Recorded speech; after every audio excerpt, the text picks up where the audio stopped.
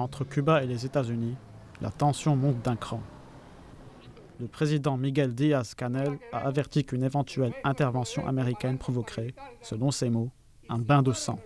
Washington, de son côté, accuse la Havane de représenter une menace sécuritaire, après des informations faisant état de l'acquisition de centaines de drones militaires à proximité de la base américaine de Guantánamo. Dans les rues de la Havane, pourtant, beaucoup refusent de croire à une guerre imminente.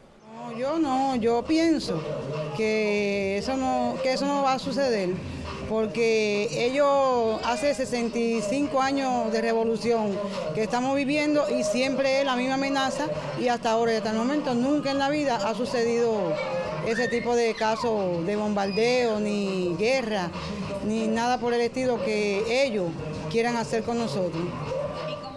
Mais si la guerre semble lointaine pour certains, la crise du quotidien, elle, est bien réelle.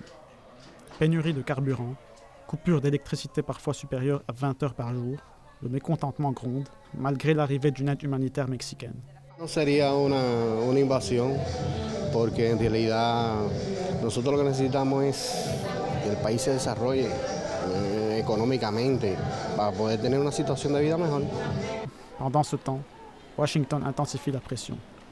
De nouvelles sanctions visent les services de renseignement cubains et plusieurs hauts responsables de l'île.